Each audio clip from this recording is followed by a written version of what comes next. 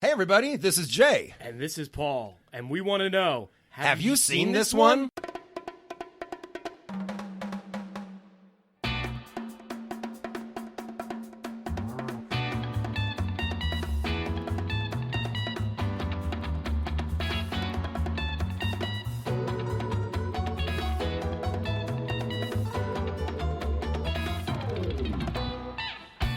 Hello everybody. Hey. It's Jay and Paul. How you doing, Paul? Great, man. It's been a while, actually, since we've done this. It has. I've been jonesing, man. I've been jonesing to get into the studio again. Get back in the studio. I've been missing this so much. This is number 7, episode 007. I was thinking today. I wish we had done Bond movies now. Yeah, and you can get me on those because I haven't seen a lot of Bond movies. Oh, cool. So you can totally get me on those. Yeah. And I haven't seen all of them. Maybe you might be able to get me on one, too. I might be able to throw you one. That would be a fun episode, I think. Okay, we're it's not really an episode. We're just planning stuff. Yeah, this is our planning meeting the meeting. This is just being taped for posterity. So it has been a while since we recorded. Do you want to tell what's been going on with you? So I've been watching a lot of this show called Homicide Hunter. Homicide Hunter. I have never heard of this one. It's with Joe Kenda, who's like a former lieutenant, right? Okay. And it's on like ID, one of those like it's a reality one where they do reenactments. Okay. But this detective talks over it. He goes through his experience of each of these cases. They are true stories. True stories. Okay. They are the worst detectives I have ever seen. Sorry, I didn't mean to laugh so loud. Yeah, no. I wasn't. I thought you were going to say it. They are the most meticulous, amazing detectives. No. These cases, it's a 45-minute show, so probably an hour on network TV or something like that. With commercials, yeah. With commercials. And, Jay, they extend these cases, and it's like, no, I could have got this in like 10 minutes, dude.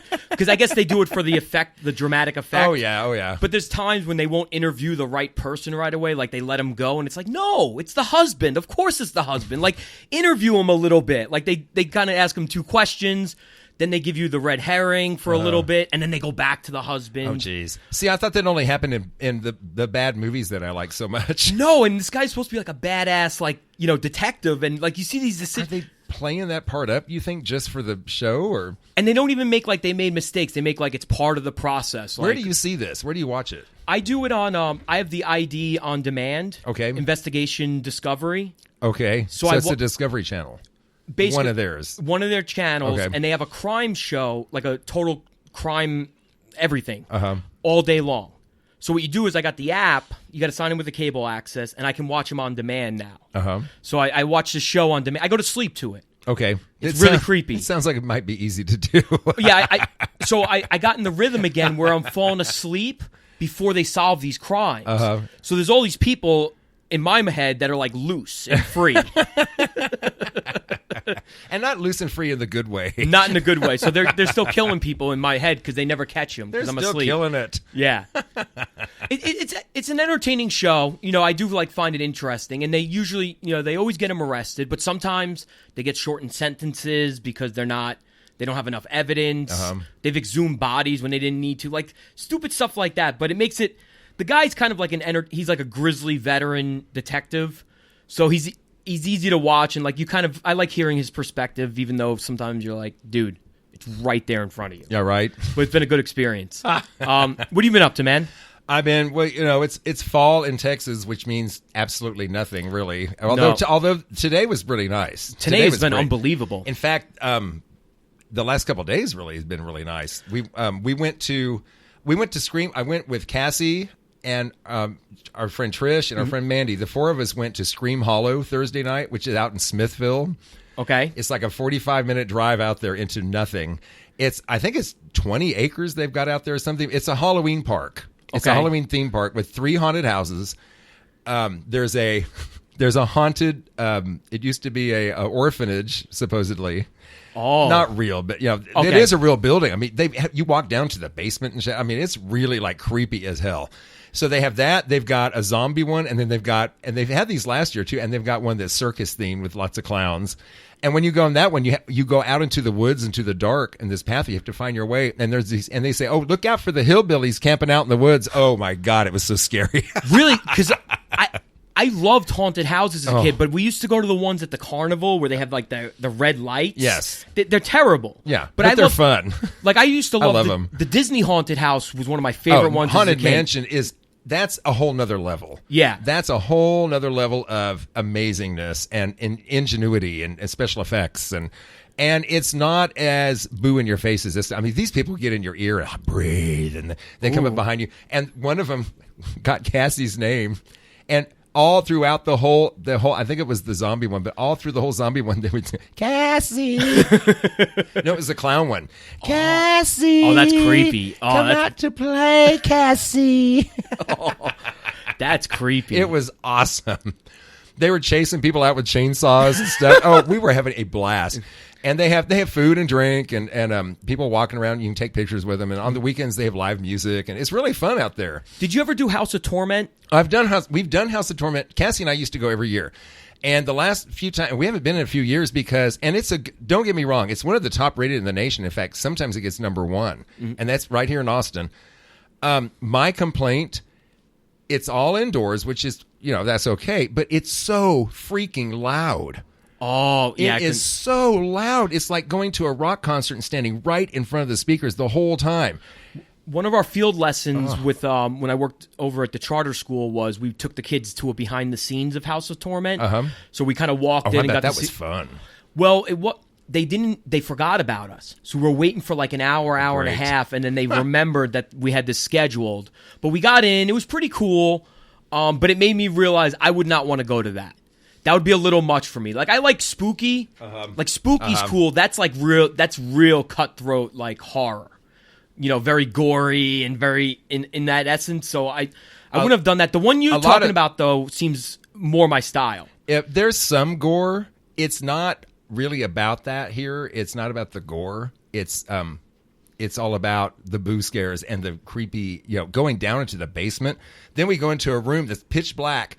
And they close the door. It's pitch black, and a chainsaw starts up. Oh! And we have to find our way out of this pitch black room in a maze with the chainsaw guy coming behind us constantly, in front of you, behind you, all disoriented. So I'm just like crawling down the wall looking for an opening, and my shirt's all stretched out. Trisha's got it pulling way on back on it. Oh my god, it was hilarious. We had a blast. Before that, a while back on October 5th. Rick and I went to see Young Frankenstein on the big screen. Okay. It's a Fathom event thing that I talked about before in the show. And it was awesome because before the movie started, there was a live interview with Mel Brooks. I mean, he wasn't there in person. It was like a satellite? Yeah, it was like a satellite thing. And it was supposed to be a question and answer session, but he spent so much time talking, and he was so interesting. He's funny and interesting and smart, and it's just so amazing.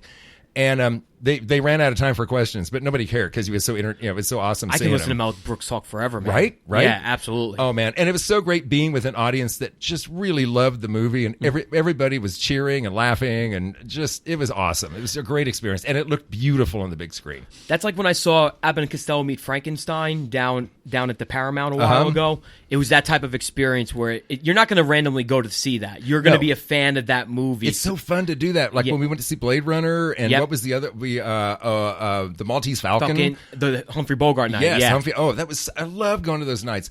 Rick and I have done this before with Fathom events. We went to see The Birds, which is one of my favorite Alfred Hitchcock movies, and we saw Singing in the Rain. Oh, nice. And that was cool too. And there was an interview with Debbie Reynolds before that movie started. That was really cool. The Birds, I can't remember if there was any. I don't think there was any interview before that. They interviewed the birds. Yeah, they did. There's one bird that's still around that was in there, and he says they just can't get rid of it. I tell you, Tippi Hedren's a bitch. She's a bitch. She just had no respect for me at all on set. She kept feeding me crumbs. That wouldn't even give me a whole piece of bread. She did. She knows I like seeds. She knows it. Other things on Saturday Night Live right now, they are on fire with this campaign satire stuff going on. I saw one of them, and oh my god, Alec Baldwin as Trump is he's just hysterical. Yeah, they're nailing him. And he's like the only one imitating Trump that is actually bothering Trump. Trump's actually like getting pissed off about it. Yes, he is. And I've been watching lots, every Halloween is my Halloween film fest. I've been watching lots and lots of movies. Satan's Little Helper, Holidays. Listen to this. Tales of Halloween, Halloween 2, Halloween 3, Halloween Town, The House is October built, The Legend of Hell House, Burnt Offerings, Fright Night, and tons of Simpsons Treehouse of Terror episodes. Oh, those are great. Love those. They have one that's very appropriate where the aliens come down and they're like, "What are you going to vote for? A third-party candidate?" When they run for office. Was that recent? I think it's an old. No, it's a pretty old one. Is it an old one? Okay. Yeah, the aliens come down. Like you see these two politicians, and then they burst out. Aliens. Then the aliens come out and they go, "What are you going to vote for? A third-party politician?" And everyone's like, "No, no, Jesus, no." But it's so I mean, it really is a great like predictive show about what happens in future culture and stuff like that. It's amazing. I think The Simpsons is still good. People say, "Oh, I'm sick of it now." I think it's still good. I don't like the new ones as much, but I have a lot of nostalgia for the old ones. I do too. They really hit a sweet spot. There was a sweet spot for them. There was a time where they were just every joke was killing. Even when you did that Halloween thing, I'm thinking of the episode with Albert Brooks, which is a lot of people's favorite. The one where he goes to Scorpios. Do you ever see that one with? Oh yeah, with Albert. Yeah. So the Scorpio one, and he goes to the kayak district. He's like, "Yeah, there's kayaks are us. There's we are kayaks," and he's naming all these kayak places. Not kayaks. I'm sorry, hammocks. Oh, hammocks. Okay. Homer wants to get a hammock, and I haven't seen that one in a long time. Scorpio's recommending all the hammock places to go to, and then he goes, "Wait, I think it's on Hammock Street. You know what? That's in the Hammock District. Like there's this whole Hammock District." So when you're naming all the Halloween movies, I think of that same exact scene. It's the a Hammock classic. District. Yeah. That's great. Okay, before we go on, I hope you don't mind me saying this. I know this podcast is about movies, and we should be moving along, along. But I found out something today I had no idea about you. That you used to do stand-up. I've seen Paul do stand-up, okay? Mm-hmm. But I didn't know. I thought that was just like something new for you when you were doing it. You did it when you were in high school? Yeah, when I got Talk a little bit about this, if you don't mind. No, not at all. So cool. When I got cut from my high school baseball team, I wanted to find a new hobby. Mm-hmm. So I got into stand-up comedy. And I would do it 2 or 3 times a month in New York at a lot of the various clubs. Some dives, some top clubs like Caroline's. The scene in Louis when he walks down into the stand-up club, they used to have an opening scene. Uh-huh. That's the comic strip. I used to go there.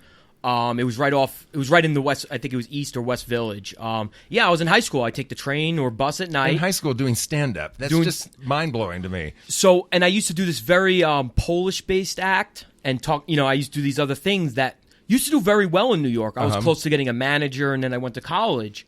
So I did my act in Austin. I guess I was a freshman in college. I went down to Velveeta Room, and this act great name. Yeah, this act that did very well in New York because it hit the New York people.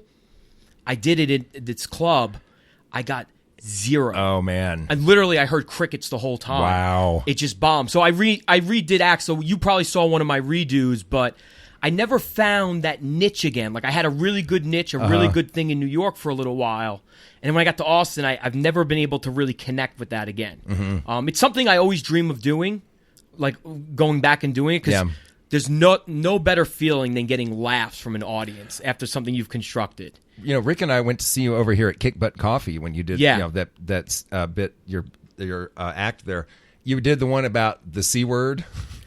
Oh yeah, it was really hysterical. It was really, I say hilarious too much. I'm trying not to say that so much. But I'm also trying not to say so much. I noticed that in the last podcast, I was like I was like, oh, that is really abnormal. You know what's funny, annoying. Jay? I don't remember this C word bit. I got to remember it now. You don't remember it? No, I forgot about it. You ended up like jokingly calling your mom one. Like, that was your like final joke. That was really. And it was really hilarious. It was Terry. It wasn't directly. No, they know. They know. Okay, they're in my stand-up act. They've heard me. I was talking about. I mean, literally, as a high school kid, I'm talking about being a virgin on stage in front of all these adults, in front of my family. Like there was no. I definitely tried to go places at times. And that's the thing about being a comic. I think you have to be brutal with yourself. Yeah. And I don't know if I could do that, to be honest. My opening line was always like, "I'm Polish. I'm a virgin, I'm 17, and I hate my life with a passion." Right then, that broke the ice with people. Because now it's like, whoa, this kid has like all these vulnerabilities on stage. I always thought you always said you were Italian.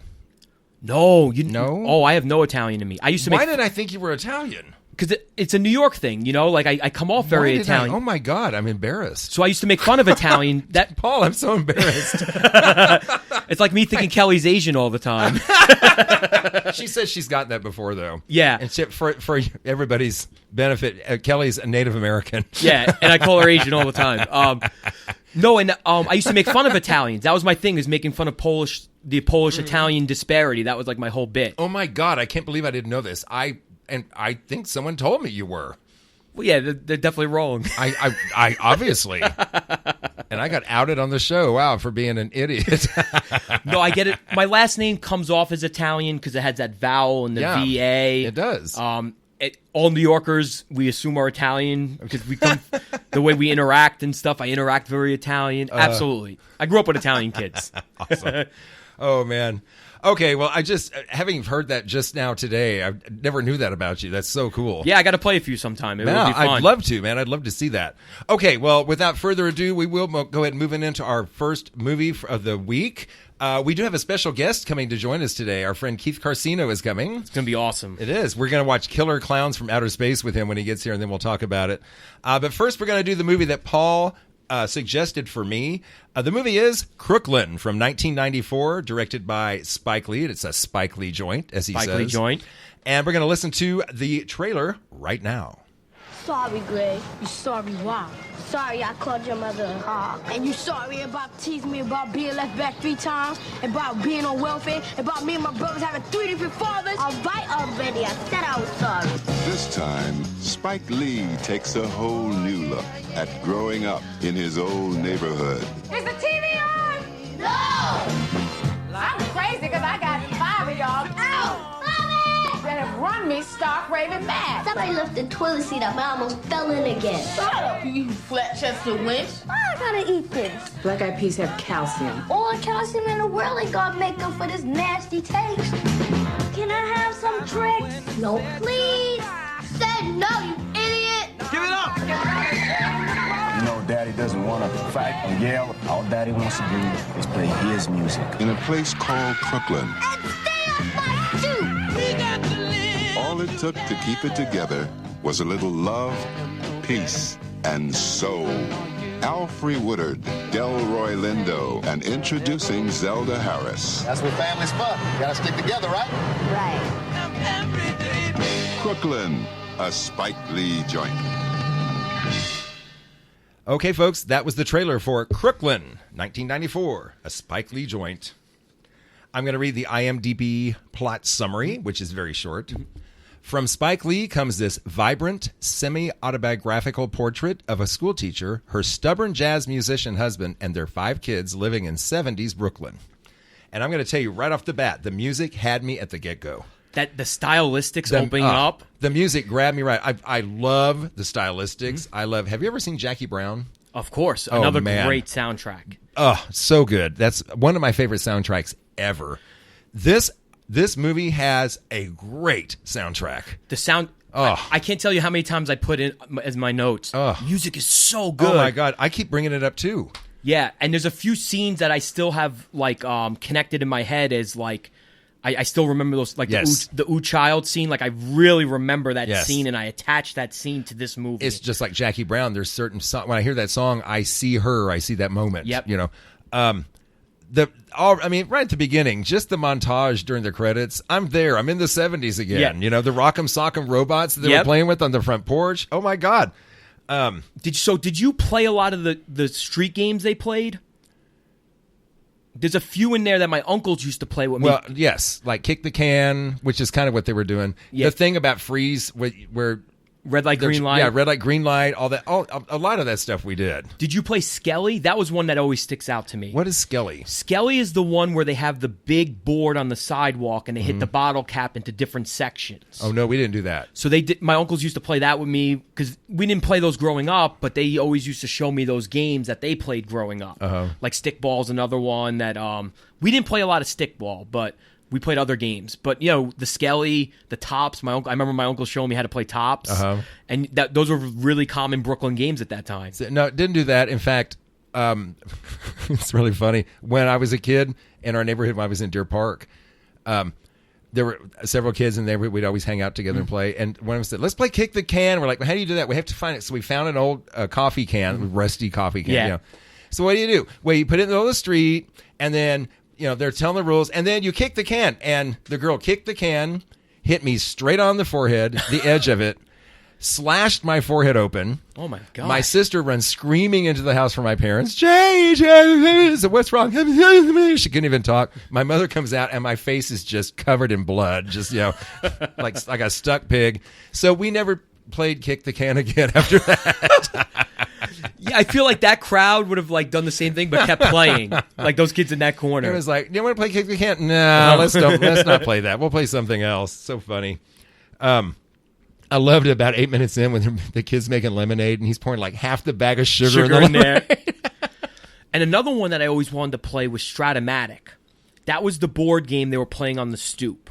It's a baseball board game. Oh, okay. See, I never would have known about that. It's super nerd level baseball game. It looked super nerdy. Yeah, you roll the dice, and based on that, every card has like odds. So if you hit certain numbers, different. Oh, it's super, super nerdy, but that's how a lot of the guys like me now in baseball, when they were younger, I had baseball video games.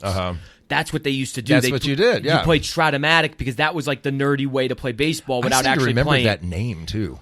I seem to remember They still make them, and it's a big deal. Like, people have updated cards with players from nowadays, where you used to be able to buy the ones with players from those eras and stuff. But yeah, I wanted to mention that because that's a very big baseball nerd game. It seems like I remember hearing of that, but of course, being about baseball, I wouldn't have been interested, And he did a great job with getting the realia, like getting the real, like the authentic cars from that era. It felt like the 70s. It really did. Because I tried to look to see if like there was inconsistencies, and there were none. Like they had the old version of all those games. Anachronisms that I could see. No, they did a really good job of keeping that tight. They really did. Oh, you were asking me what I watched it on? YouTube kept freezing up on me. That's why I had to end up renting it again on Amazon, and just to continue where I left off. About 9:45, the neighbor's singing "It's Not Unusual." That guy, that's the only critique I have for this movie. I think he was so over the top. Yeah. He seemed like a character out of an Adam Sandler movie. You know who that was, right? No. That's the guy from Warriors who says, "Warriors, is that the same come actor? Out to play." No wonder he's so annoying. And he's also again in the movie. Did you notice that? He plays. Remember when they're in Virginia and they're watching the guy sing 1, 2, 3? He's the preacher. He's the other singer. So they brought him back for that scene as well. That's pretty well. The other character, he's basically in disguise with those glasses and everything, Yeah, and there was a lot of homophobic behavior towards him. There was a lot of things that there was issues with it. I'm gay and I wanted to beat him up. I mean, yeah, he's so annoying. But at times, though, I see his side because the kids are throwing trash on his. They are, but he's so he's very obnoxious, and he's so inconsiderate to me. Yeah. I mean, it's like, why would you want to be nice to him? He's so inconsiderate. He cares about nobody but himself. That's the kind of person that I just, I found him so annoying. And I really love how Delroy Lindo at the end says, "Let me help you one day do that." I thought that was a really beautiful scene because you can see an awesome character. You see that guy change a little bit. It's the first time anyone's really offered that help with him. You could see he's a lonely, like really confused, very strange guy. Very strange. So socially inept. And that could maybe change the behavior. But yeah, Delroy Lindo, one of my first comments is he's so likable. Oh man, him and of course the gorgeous, amazing Alfred Woodard just is amazing in this movie. Paul, the performances in this film. Thank you so much for suggesting this movie. It's so nominating, whatever. I enjoyed it so much. The acting is phenomenal. It's so good. How about my favorite scene? And I knew you'd love this scene. RuPaul in the bodega. I did not know RuPaul was going to be in this movie. And I even wrote it here. RuPaul! Isn't that scene is so crazy? It's Connie. Yeah, it's such a crazy scene. And I love it. Good.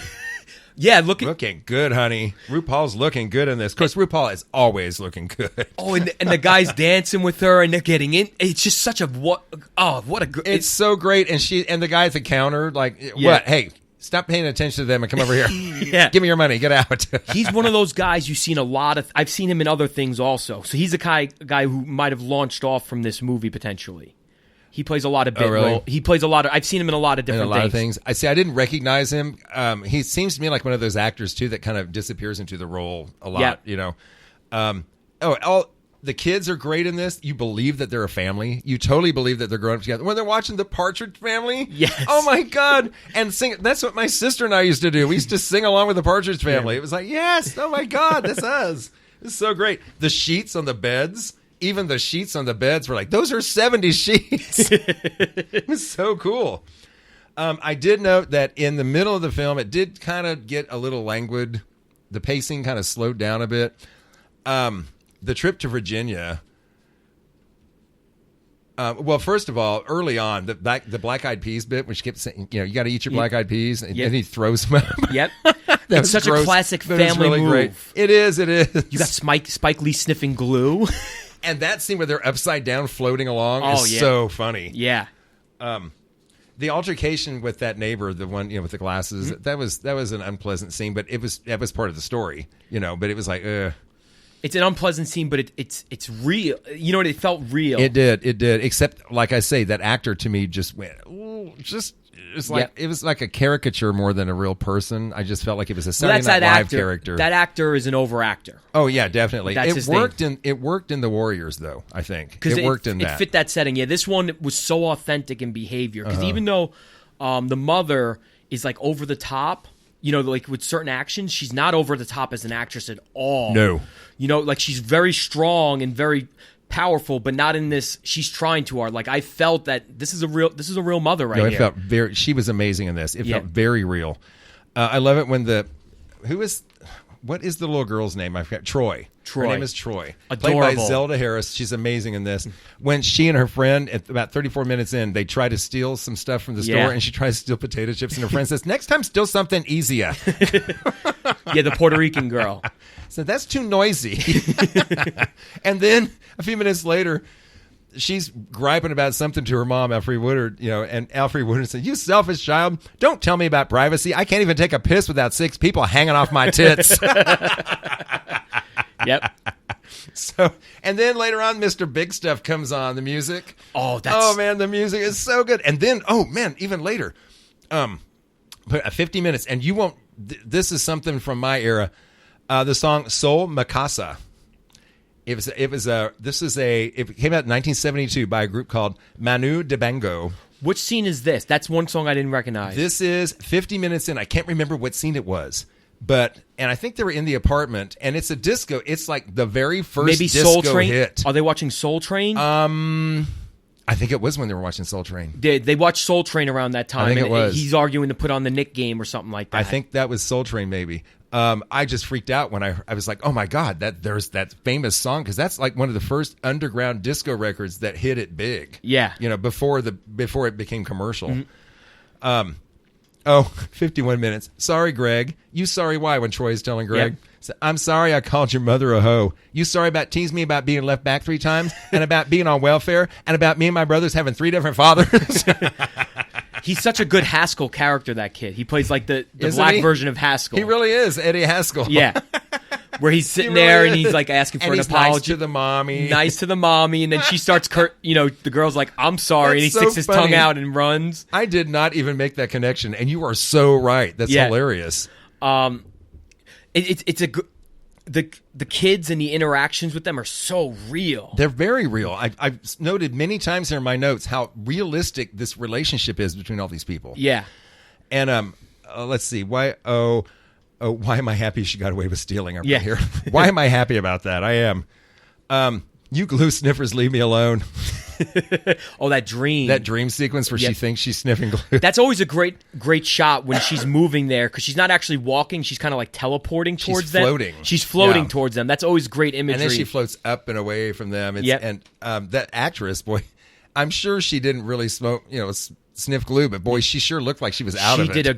She was perfect for this role. She did a great job on that. They went on their road trip, even though they didn't have electricity. That scene is. I hate that scene. I feel so bad for both sides when it's like the electricity gets cut off and the guys, they're like, "We pay you." It's just, but you feel their struggle at that point. To the tune of "Tears of a Clown." That was my first ever record as a kid. Oh, really? My uncle bought me one of those little record players, and he got me... The 45? The little 45s. He got me Tears of a Clown. I had that 45. And Hubba Hubba Zoot Zoot. I did not have that one. Yeah, so that was the first little record I had as like a little kid. I always have fun. So when I hear that song, I think of like my childhood really immediately. It's a great It just song. brings you right back. And it's such a great song. It is. is. Oh, my gosh. It is. It's a wonderful song. Dad... The character of Dad, he's likable because of the actor, but he kind of pisses me off because I made my living for years as a dancer, and an artist works. You keep working, you get a job. Even if you're living with your parents, whatever, you still work. And you support yourself, you contribute.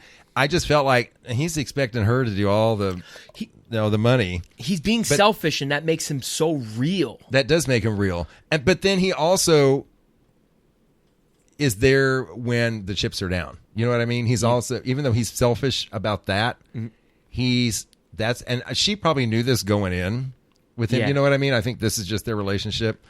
But he is there when the chips are down later. His family, if you notice, all his brothers are great, like fathers. Like they're very loving, and they understand people. I love that they really showed that. Yeah. The dads, there's bad people in it. Like the glue sniffers are not great people. Yeah. But the dads in this were cool. They were good dads. Like his brother steps up so much for them in that movie, and you see that family matters so much. Like even when they're in Virginia, the mom is incorrigible. She is hard. She's just really tough to deal with. That character is, you just hate her from the get-go. You hate her from... And I wrote here, I can't help but think that this was a very small percentage of the African-American community. Absolutely. This woman. But the father was really great. He was cool. That's his brother. Why on earth would he... Oh, I'm thinking that the whole time. But why on earth? But he anyway. gets the kids. You could tell he comes from a good place. He's not selfish. He really wants what the kids need. How did he end up with that selfish woman? It's crazy. But that's like real life too. Yeah, you never know how people get together. Sometimes you look at couples, you're like, really? Okay. Okay. That was real culture shock for the character Troy. Culture shock. Pardon me.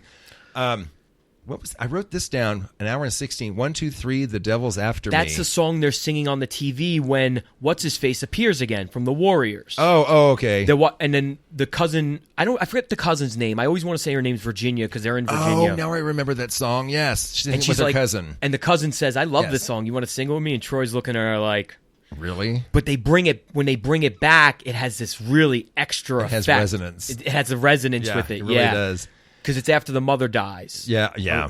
Because we spoil everything on this show. We spoil everything, and I always spoil it way too early. And see, I kept, at an hour 31, I said, so this is why she sent Troy. Because I was thinking, why do they want her to go away? Why are they wanting her to go away? And then I realized she's going to be dealing with her disease, but you don't know she's sick yet. No, because this is all pretty much from Troy's point of view. This is Troy's movie. Yeah. And it's great that way. So I wrote here, this is why she sent Troy away, because she's sick. And Aunt Song, her name is Song, right? Aunt Song, what a nightmare, man. She was nuts. Oh, she was... And I have a dog. I love my dog, but give me a break. That dog scene is a great scene. It's so good. Oh, my God, it's so good. And then when she's laying at the grave and Troy's like, thank you, Aunt Song. It was a great time. I'm sorry about your dog. And she just starts crying. Even though I hated him. Yeah. Yeah. Even though I hated him. No, she does. She said, I'm sorry about your dog. And then she said, I'm sorry you did, even though I hated you. Or something like that. But you notice the aunt doesn't even hug her goodbye or say goodbye. She's all about that grave. She's all about the dog. Yeah. And that's a really sad scene when Troy's leaving and you see the cousin chasing the car. I know. Because you know that this is the only fun she has now. And then those two...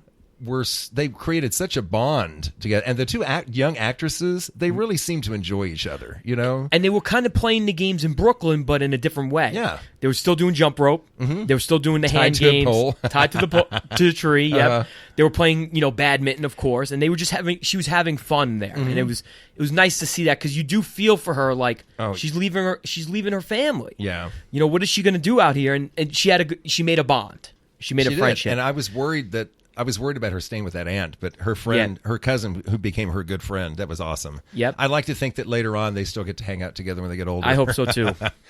An hour and 33 minutes, the Shy Lights. Oh, girl. Mm-hmm. Is that the scene where the guy sings it? No. That letter scene is one of my favorite scenes. When the mother writes the letter. Oh, man. And they update everything that's going on. And Paul, this movie had me crying, man. It was so good. When Clinton doesn't go to the jazz recital, that's when the waterwork. That's the first tear move where it's like, God. And he comes back and says, in that really sullen way, the Knicks are the world champions. And like he can't even be excited about it because he missed his dad's. It's such a heart-wrenching scene, and you see it in Delroy Lindo. Like he's happy for him, but that was his big night. That was his big moment, and he missed it. But I love when they do they're singing. All the kids are singing on the block with that terrible singer. Yeah. Like that's a really fun little clip. And there was an Afro-Sheen commercial. I remember those commercials. They would show them during Soul Train all the time. So authentic. Everything in this movie is so authentic. And I keep thinking what good actors these kids are. We already said that, but wow. They're amazing. The kids dancing along to Soul Train. My sister and I did that every Saturday. We would dance Soul Train and American Bandstand and all that stuff. Oh, God. Oh, man. This movie made me cry twice. It's like, damn, this movie's really getting to me. When her brother, who's usually a jerk to her, reaches out and takes her hand after Mama's dead. Oh, I was going to say, that's Waterworks right there. I lost it. And then right after that, they start with the Shaft theme, and she's a badass after that. And it's, yes, I love it. They bring you right back up. Yes. They bring you right back up. They don't wallow in it. I like how Spike Lee did not wallow in all that stuff. It's like life. Life keeps going. Yep. And you never forget. And I wrote here, this is like a Black Woody Allen movie. And I cry again. This is like a Black Woody Allen movie. I have to say, overall, a few slow moments, but really, truly engaging, really moving in some scenes. I would recommend this movie very highly. This is definitely a movie treasure to me. Absolutely. And I wanted to mention two songs that come up at great times. So sure. The Ooh Child, every time I hear that's such a sad... That song... Well, go ahead. I'm sorry. It's such a sad moment because that's when she's going to the funeral, but it's such a beautiful song, so beautiful. and it feels like it's being sung to Troy, like it was written for Troy at this moment. It really, like we said, had resonance. It had resonance. That really had resonance. And I've seen that movie's been used in. I mean, that music has been used in other movies before, I believe, but I don't think ever to such effect. No, and then ever. And then they play the Spinners in one of the last scenes. They play "Mighty Love," which is a very uplifting song, and it's showing Troy how she's being a motherly figure. How she's kind of taking over Mom's role. She's taking over Mom's role, and she looks so mature in that last scene because they got her with the afro, and the afro looks cool. Oh, she looks great with an afro. Great. And also the expression on her face, she looks so worldly at that. It's like she's learned a lot in this last year or whatever. What was the scene at the beginning with her peeing on the floor? What was that about? I don't get it. What was that about? I think she's acting out. It's either she's acting out or maybe someone was in the restroom or just she was having trouble because they were showing her having trouble sleeping. I think it shows the stresses of like a 9 or 10-year-old growing up and they just do things like that. Because that's usually what peeing your bed's about. Well, I thought maybe she was like sleepwalking and doing it, but it never came up again. That was one thing. I thought they brought it back up again, but they really dropped it. Like right then, it was just gone. Maybe it was a character building thing. I don't know, but I thought that was odd. That was the only thing that didn't like tie in with everything. You're right. Yeah, it did stand out. When I saw it, and they just didn't bring it back. Yeah, it never. And I wonder if there was more before. Yeah. And there he is, David Patrick Kelly. Yes, that's the same guy. And his name was Tony Eyes. Did not know that. Great acting, great music, really good, smart writing, and good directing. I thought Spike Lee did a great job on this. This is probably this and Do the Right Thing are my two favorite Spike Lee movies. Do the Right Thing is, classic. But this one, I think, like those brothers, when you see them interact, it's so real. It's so they're so that the second brother, I think, is when he's crying. That's when I lose it really the first time. Is when all the brothers are crying in the bedroom and the father is just trying to calm them down and they're just in tears. It's so heartbreaking. But Troy's not crying, and then she has her breakout scene later where the father, I guess, is trying to get a mouse or something, and they just sit on the toilet. It's just so many touching scenes. I think because some people are put off by Spike Lee's personality sometimes. I've told a person I work with I was going to be watching this, and she's like, I just don't like him. And I'm like, I get that because he can be abrasive. Usually I agree with what he's saying, even though I don't always like the way he says it, but I usually agree with what he's saying. But this movie, you shouldn't let that get in the way of enjoying this movie because this is a very warm-hearted, loving film. This movie was made with love and affection. I mean, it made me feel great. If you grew up in the 60s and 70s, oh man, especially it's going to bring you back so much. Everything in it, everything is so true to the 70s. I really appreciated that because I was there, man. That was in 1970. I was 10 years old, so this is like my childhood. Oh you yeah. know? And for me, I have the connection. Like my family from Brooklyn grew up in neighborhoods similar to this, so it helps me connect with them. Even though a lot of them grew up in the 60s and maybe the 50s, there's still similarities that carry across. And of course, my uncle who worked for Motown was really into this type of music. Oh yeah, my mom's into this type of music, even though how good the music is in this. So my mom was probably more older than Clinton when this happened. So she would have experienced this music, and she really has fond memories. I texted her that I'm watching this, and she goes, "Oh, I love that movie. I haven't seen it in so long." There's so many connections with that. I just want to add, when he says Clinton, he's talking about a character in the movie, not Hillary. No, not Hillary. I know. It's not Hillary.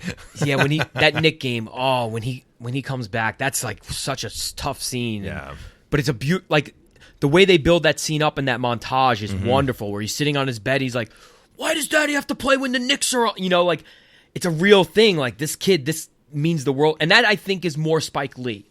Oh, I'm sure that's probably him that it happened. That's what we're thinking. Yeah, because it's semi-autobiographical, and my guess is always that Clinton was Spike Lee. I think so too. That's my guess, or what he wanted to be, Yeah. Awesome. Okay, well that is Crooklyn. I give it a big thumbs up. Oh, let's talk about what other people talk about it. What did people say about it, rather? What did they say? And then we could later on put it in the spreadsheet. And IMDb, he gets a 6.9. That's a little low for me. That's a little low. Rotten Tomatoes, critics 76%. Which is great for critics. It's pretty good. Audience 90%. Oh, awesome. Yeah, real audience pleaser. I would agree with that. I agree with the 90% on this one. Yeah, I'm more... it's really hard to find... I mean, we're picking very minor flaws. Oh, yeah. I'm telling you, these are minor things... Minor things. I enjoyed the heck out of this movie. I'm really upset that Amazon won't let me keep it for those 30 days since I watched it.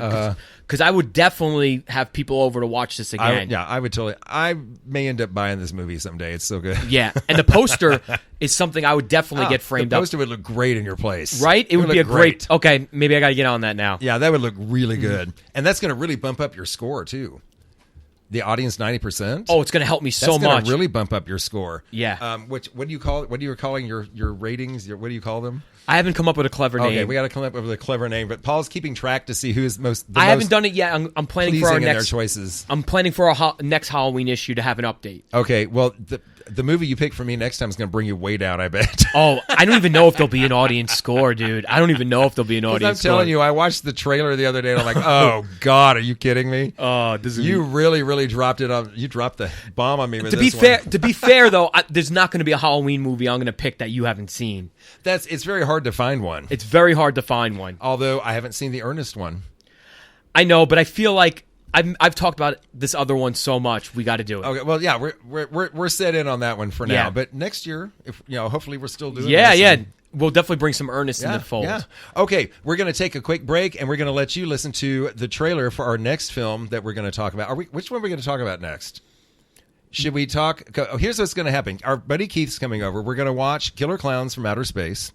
Then we're going to all three come in here and record about Killer Klowns and also my choice, which is Trick or Treat for Paul to watch. I think we should do Killer Klowns because I think we could do after we watch it. We haven't done that. We've done it before, but like a fresh movie, like right after seeing it. Let's do that, and then we'll do Trick or Treat after that. Okay? Sounds great. This is how you do professional show business, folks. You plan everything on air while everything's happening. You just wait till the last minute and just throw it over the wall and see if it sticks. Absolutely. Okay, So now, with no further ado, here is the trailer for Killer Klowns from Outer Space. It was a night like any other night. Then something happened.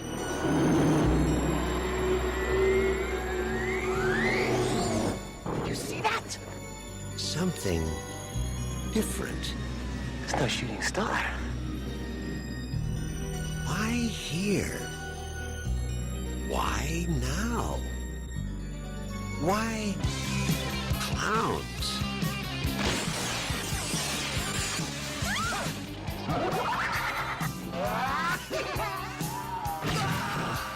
been knocking them dead all over the universe. What are you gonna do? Knock my block off?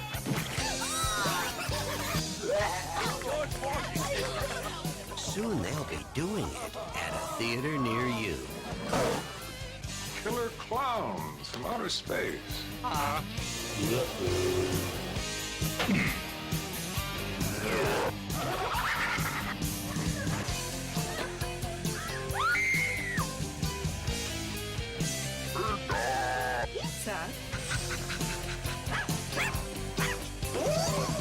Maybe they're just cruising through the galaxy and stopped here for a bite to eat. You don't need a police pal, you need a psychiatrist.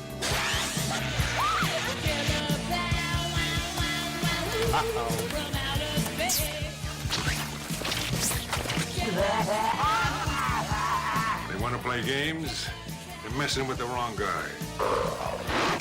What are you in for? Killer Clowns from Outer Space. It's crazy. And that was the trailer for Killer Clowns from Outer Space from 1988, directed by Stephen Chiodo. Actually, the Chiodo brothers were the ones responsible for this film. And the person who recommended this film to us is our good friend Keith Carcino, who joins us. He's joining us right now as our very first special guest. Hey, Keith. Hey. What's up, Keith? Thanks for having me on, guys. Welcome to our show, man. We're so excited. I've been so excited about you coming. It is quite an honor. I'm a big fan. You know, we've been watching horror movies for such a long time. And True. It is nice to be asked to be on here. And for an awesome movie, I think, that has definitely become... has definitely stood the test of time, hasn't it? From 1988, and it's still, relevant, I would say, especially with all the news of the clowns running around. That's what's really funny, because you recommended this movie before all that really started. Well, right, before it became a huge deal. And then we were like, oh, well, yeah, now it's perfect. Perfect timing, yeah. It wasn't planned out to be like this, but it just worked out perfectly with all the clown stuff. So these are definitely not the kind of killer clowns that people have been seeing around the country. Let me read the IMDb plot summary real quick. It says, when a small town is invaded by aliens from outer space who are capturing and killing the townspeople, no one takes them seriously. Why? The aliens all look like circus clowns, use weapons that look like clown-like, use weapons that look clown-like, and all have painted on smiles. Only a few of the young people in town realize the danger, and of course, no one believes them, just like the Blob. Armed with an ice cream truck, they try and rescue their friends. So, Keith, tell us about your history with this movie. What made you pick this movie? Well, so this was one that my brother and I always used to watch. I think they showed it late 80s, early 90s, maybe on HBO. And, they would show it like 3 in the afternoon on a Saturday where we're just lounging around. A matinee movie. Right. They showed it all the time. It was one that we could pick up anywhere in the movie and watch it. So I don't think I've ever seen the movie from start to finish until just earlier. But isn't that funny? It was all, I would see it in like 30 to 45 minute, windows, and I kind of pop in and pop out. But again, it's not one of those movies that you really have to stick with from start to finish. No, you really don't. No, the plot wasn't very beefy, to say the least. It's not a beefy plot. Yes, it was quite lean. But the first thing I have to talk about is, to me, the best thing in the movie is John Vernon, Officer Mooney, the jerk. Yeah, of course, you remember him from. He was the dean in Animal House. I was gonna say, yes. I know I've seen him. Yes, he's so, and he also was in Dirty Harry. He was in the Dirty Harry movies, also, I think. Really? And he plays that stereotypical cop like really strongly, like that dickhead cop. Oh, really what well. A jerk! What a total jerk! I know. Absolutely. Oh my God! So first of all, right from the get-go, this movie is so 80s. It's So so 80s, right? The music. You can tell from the moment as soon as it started, you could tell from the makeup to the music. The girl's hair was like, from the back, I'm like, you're 80s. I can tell. The theme song, could you get more that was 80s great. That was great, though. I love the theme song. I love the soundtrack from it's pretty it was funny. So 80s, like as cliche. Well, and it's like a rock take on circus music, take on campy, cheesy, fun, I love it. And I was thinking at the beginning when they're making out in the raft in the car, I'm like, that's a good idea, actually. I never thought of that when I was when I was younger. When you had to make out in the car because it was the only place you could go. A raft would have been a good idea. I never thought of that. That's what you took from that scene, Jay. It's of course. I'm noticing all the important things. I love the country hick guy. Of course, there's a hillbilly, right? There's always the hillbilly that finds in the Blob, the same thing. That was probably a bum or something. Yeah, exactly. Yeah. And it was almost the same character. I mean, it was just like him. And then dropping the my tarnations. Oh God, you got to do the tarnations. I wrote here, overact much, hillbilly guy. Yeah, slightly senile. Oh my God, it's like this is my moment, my cinematic moment. The actor's like, yeah, I'm nailing this, man. Driving this home. I'm nailing this. I love when he grabs what looks like the circus tent that looks like the spaceship that looks like a circus tent. When he grabs it, the thing is wired. Like, that's a great security feature. Maybe Rick and I should do that to the house. I wonder if he maybe should have touched the tent before punching it. That kind of bothered me a little bit. Like, sorry, maybe I just laughed right into the mic. What would it have felt like? Because he just went at it. Right. He just went for the punch, and that thing is pretty solid. And even if you punch it, you're not going to punch through a regular circus tent. Yeah, what are you trying to accomplish? You're going to punch a hole through it and then go find your dog. Well, okay, and I'm going to pull a Paul line right now. We're going to analyze this plot, right? We're going you know it. So deep and meaningful. The symbolism in this movie was fascinating. I love this line that Mooney says, "It's scum like you that's killing this town." To the kid, I love how he talks to these kids. Oh, He's these so poor college kids are all ruthless. like, "What do you need?" Like they're being really helpful to him, and he's just being over the top. Oh, God. He didn't even give them a chance. I mean, they were guilty on sight. He hates the world. Yeah, he hates the world. Everybody's against him. Actually, the beginning is a little slow before the clown action starts. I wrote here that too much time with no clowns at the beginning of the movie, but once the clowns arrive and the gags start, I love when they go through that chamber thing that spins around that looks like it's made out of it looks like air filters, like air conditioning filters that they just glued together, and then they go to the chamber and. When they go through that chamber and then it looks like they're in that bottomless, that is such an homage or ripoff, whatever. There's a scene in Forbidden Planet that looks exactly like that. Really? And they obviously were aping it either for homage or just, let's just rip it off, whatever. I think it was more of an homage. It seems like that kind of movie. I kept thinking about this guy and this girl, the main characters. She is too smart for that dumbass. He is an idiot. The guy was an idiot and then Blondie, the cop. Oh, wow. With his bleached tips. He looks like such a stereotypical cop, doesn't he? Oh man, the acting was the surfer boy cop. He was hard to watch at times. They hit those stereotype lines of the cop who's mad who lost his girl and saying, when she interacts with him and she says something like, we're not boyfriend and girlfriend anymore. It doesn't mean I can't love you or stuff like that. Oh God, it's cheesy, super awesome. cheesy. Quel fromage. Yeah.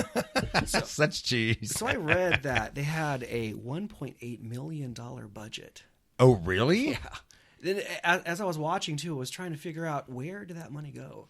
I guess for '88, it was the special effects weren't that bad. I think all the money went to costume, makeup, special and, effects, and I think they spent it wisely. Because they did because that was the part that was compelling in the movie. Absolutely. Did you all see on the last monster dude? Did you see the puppet strings? Yes, he came down. He was a marionette.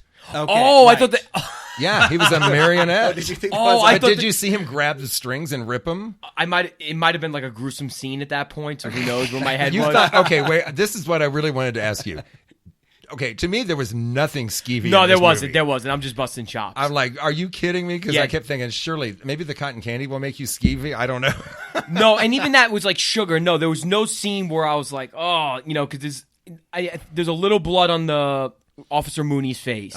That's fine. But yeah, most of the kills were very electronic and digital and very, very almost kid friendly. Well, very right. And I think they kind of aimed for this movie to kind of go in that direction. They weren't going for the gore in this one, which is partly why I was able to be hooked because HBO knew we can't show a movie at in the middle of the day. That's they could show whatever they want. It was filmed tactfully in a way that I think really appealed to the masses, and it's still something that I look back today and think, I can still enjoy it. There's a lot of movies that I liked when I was a kid, and then I come back. And when you watch them again, you're like, oh, that's really bad. Thinking? Yeah. And this one, I kind of felt that way sometimes, but I still don't regret the last hour. But the gag, what makes the movie are the silly gags. Right. You know, like the thing where the girl's going to jump out the window and they're holding that little bitty like safety net for her to jump into. Like that's so classic clown, you know, and it's so. I love how they pull the clown gags and stuff. Oh yes, and the idea of wrapping their victims in cotton candy that's not really cotton candy. That's something that's like cotton candy, gelling them, turning them, congealing them, or whatever.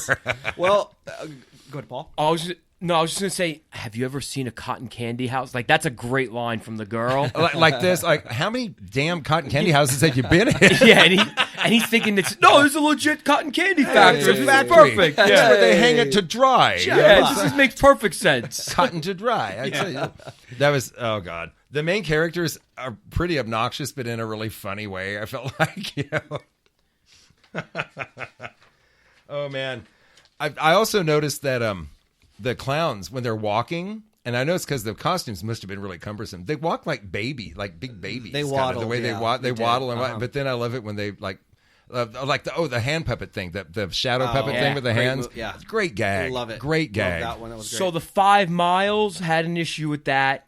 Had those clowns walk 5 miles at that speed. Plot summary, plot element. I know, but it was still like plot analysis. But like they didn't show them flying. Like make them fly. You know, if they did jump a couple times. Remember that one jump? Yeah, they started jumping. Kind of got beamed up. Yeah, if they would have jumped 5 miles, I would have believed it. But like the way they were walking, no way they're covering 5 miles in 2 minutes. Oh no! But see, I didn't even notice that it was 5 miles. I'm not. That's how much I'm paying attention to the plot in this movie. Don't worry. I'll keep us up to speed. I'll keep us up to speed. Thank you. Because I was really worried about that. The gang, or I'm using quote fingers, gang guy that says, "What are you gonna do? Knock my block off?" Oh yes, and then he says, "Talk about cheesy." That was really. Well, there were a lot of those cheesy one-liners that they just kind of fed off of. Oh yeah, the boo when the guy starts booing the hand puppets. Oh yeah, boo! Give us something better. Oh, and he did. Yeah, he did, and that guy got what. That's what you get for booing a clown. Yeah, you know. What was the ventriloquist bit with Mooney? I like that gag. I thought that was really good. That was one of the scenes I remember when I was younger that I looked at and it freaked me out. It was really because you knew something was wrong with Mooney. And I love when he pulls his hand out of his back. That's so great. Yeah. See, I keep thinking this movie could be remade as really dark and frightening. Oh, you know, you could really do it dark and scary. Which, by the way, they are thinking of making. They are talking about doing a sequel. Can you believe it? 35 years later, whatever it is. I did read that the sequel might have who was it? I think the guy who played Mike or Grant Kramer, the guy who is that Blondie? I think that's the cop. I think so. He's or what was it him? I don't know. Well, here I can look here. Oh yeah, Grant Kramer was Mike Tobacco. Right, he was the. Oh no, the boyfriend. The cop was John Allen Nelson. It says here. That's Dave. So I think the remake, or not the remake, but the sequel will end up having him as some kind of town bum, and no one believes him, and it comes back, and it kind of plays like off he's gone that. downhill since he's then. Kind of gone downhill. Doesn't have a whole lot of credibility. We'll see. Interesting. So do you think they're going to give us a deep story of where these clowns really come from and why they're invading our planet? Well, no. Here's what I'm worried about. Because what I love about this movie is all the effects are practical. I mean, except for the animated things, like the shadow thing was animated, but those clowns were real costumes and makeup and animatronic stuff. And that's what made it so. I'm afraid with the modern one because it's so much easier to do that now that they're going to do a digital thing, and I'm afraid it's just going to not going to have the same charm. It's not going to show the same. Right? Yeah, because this movie does have a charm to it. Absolutely, it does, and that's what made it a cult classic. Yeah, you look back on it now, and it is charming. But again, I kind of like if they kind of made it a little more horrific. You know, if they kind of added a little more deep, dark, kind of twisted. See, I feel that way about the movie The Final Girls. I feel that way about a lot of movies. It's like, you should have gone that extra step. Not that I'm complaining. I mean, I still enjoyed it. No, I'll still watch it again. Right. Yeah, like a dark movie would have killed that little girl. Right. Like that little girl's done. She would have been cotton candy. Yeah, she would have been cotton candy. Like, you are she's cotton done. candy, bitch. I'm sorry, honey. Because once you go over the line of killing a kid, like you can kill old people all the time, but you kill a kid or an animal, or an like animal, a dog or a cat. Yeah, they did kill a dog. They did. That's right. Well, he was taken. You think he was? Oh, killed? he's cotton candy. He's definitely cotton candy. He is. I love when the girls she goes in the shower and the popcorn things all start coming to life, and then like 3 hours seem to go by. She was in there a while, and she's stepping out of the shower. It's like, girl, you got to be one big prune by now. I think they came back like twice, and then she was still in the shower, and finally let you right. It felt like forever. She's taking that lather, rinse, repeat thing to an extreme. I think. Did you see that hair? She got to wash that for a while. Oh, that's true. That's true. That was like at least 10 pounds of hair on her head. 10 I swear pounds. to God. Yeah. I wrote here, the gags are really funny, but this movie's not going to win any awards. And I love when the guy says, they're not clowns. They're some kind of animal from another world that looks like clowns. At one point, I'm thinking to myself, that ice cream truck, because the music was like really twisted on the ice cream truck. You know, it gets that has that really weird attitude thing going on. The ice cream truck was kind of scarier than the clowns, really. Another movie, that ice cream truck with that weird music could have been like the scariest thing. That's a very ice cream men can be very scary. If Don't you? right. I mean, that can be really creepy. Yeah, they're a creepy position because again, following that trend, they're dealing with kids, and if they're sadistic against kids, that's creepy as all hell. There are a lot of opportunities you could make this go south. Oh yeah. Did am I the only one who thought that the cotton candy things hanging there looked like pink light bulbs? I thought for a minute there, I thought it was more like a scrotum. It did look. Oh my God! It did, just with one big testicle, with one large testicle hanging. At the Unitesticle. A little Lance Armstrong or Lenny Dykstra situation. When they were chasing through the spaceship, it really made me think, especially when they went in and out of the mouths of those like big fish things, like. It made me think of Tim Burton, kind of like the Pee Wee Herman movie a bit. Mm-hmm. It really had that kind of look to it for a while, without the money. That Big Top Burger definitely reminded me of a Pee Wee movie. Right? That whole setup was like, oh, this is like Pee Wee's Big Adventure. Well, there was a Big Top Pee Wee, by the way. Yeah, the sequel was Big Top Pee Wee. That's a pretty rough movie to watch. It's not nearly as good as the first one. The Big Adventures, but it had the same That's Tim feel. Burton's first movie. Is that really? Yeah, that was his first film. His first full-length film. Another childhood favorite. Oh, yeah, man. I'll never forget the first time I saw that. Large Marge. Oh, yeah. Tell him Large Marge sent you, man. What'd you get sent to jail for? That sticker on the mattress. Tag on the mattress. Says don't rip it off. I ripped it. Cut it off. Wow. I'm alone. I love that. I love that movie so much. Rebel. The giant marionette clown that comes in at the end, the big like finale thing. Yeah. It really made me think of a Godzilla movie. The way it was, because it was obviously a regular size clown suit guy that was filmed and then put in optically. You could tell, but it was like very Godzilla. I really liked it, actually. It was a good idea, but I don't know. He didn't really seem to cause that much panic and fear. Oh, well, by that point, nothing's. I mean, it's like, okay, now what? Okay, a giant marionette. Great. Okay, bring it. Right. And you already know their vulnerability. You got to go for the nose. Yep, go for the nose. I love that. You got to go for the nose. It always knows. Yeah. And at the end, I already said this to y'all, but the big ship, when it's spinning away, it looks like a big top. Get it? Big top. Get it? And it was. And of course, they have to end with the pie in the face. What was the purpose of that? Just a little punctuation mark on the end of that, just to make it silly. I think it would have been funnier if the pies would hit them and then they start screaming and melting. Oh, now it's just incinerated and smoked. Right. Now we're talking. Now that's an ending. Oh my God! So Paul, had you ever heard of this movie before? Even I have. I remember seeing it when I worked in the video store, and it never was a movie that crossed my mind to watch. It just didn't seem like the genre I was into, but it was a fun experience, because you get into the world very quickly, you realize they're not taking themselves too seriously, and there's no gore. And that's like really, a first, like on the show for me almost. Very minimal. It is, and for the horror movies anyway. Yeah, I would be surprised if and when they do make a remake or a sequel, if they keep it the same way. I bet they'll kind of. I just have a feeling that the current version will be a little more gory, a little more dark.